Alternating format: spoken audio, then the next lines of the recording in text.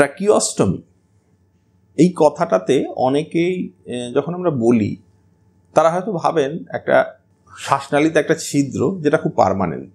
প্রসঙ্গত বলে রাখি, ট্র্যাকিওস্টমি কিন্তু প্রধানত দু ধরনের হয়। একটা হচ্ছে পার্মানেন্ট ট্র্যাকিওস্টমি, সেটা যাদের ক্ষেত্রে গলার ক্যান্সার আছে তাদের ক্ষেত্রেই মূলত দেখা যায় যে ল্যারিঞ্জেক্টমি হয়েছে, তারপরে একটা পার্মানেন্ট ট্র্যাকিওস্টমি হয়েছে।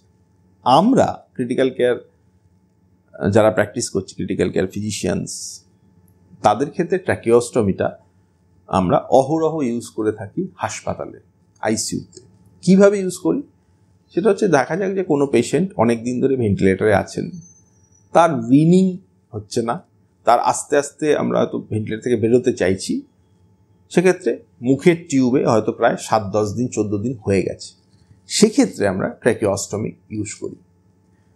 অথবা কারো স্ট্রোক হয়েছে, কারোর খাবার গিলে খাবার যে ক্ষমতা সেটা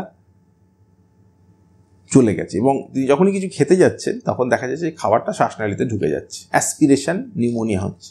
সেক্ষেত্রে আমরা ট্র্যাকিওস্টমি করে খাদ্যনালী আর শ্বাসনালীকে একটু আলাদা করে দিই, যাতে ওনার অ্যাসপিরেশন নিউমোনিয়াটা না হয়।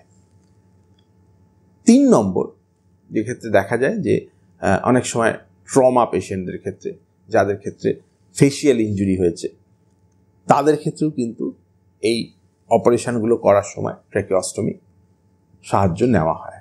আর চতুর্থত আরও কিছু রোগ আছে, স্ট্রোক কিংবা যাদের মাসল উইক আছে, সেই সমস্ত রোগে লং টার্ম ট্র্যাকিওস্টমি ইউজ করা হয়।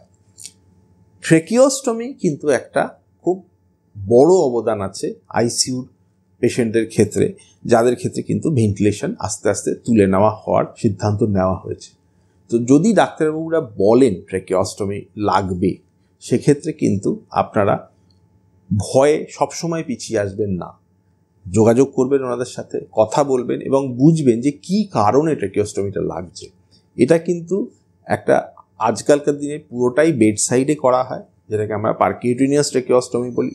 অত্যন্ত সেফ প্রসিডিওর, এবং যেটা বলা হয় যে ট্র্যাকিওস্টমি কিছুটা আগে থেকে করলে অনেকটা রিকভারিতে আমাদের চান্সটা ভালো করে দেয়।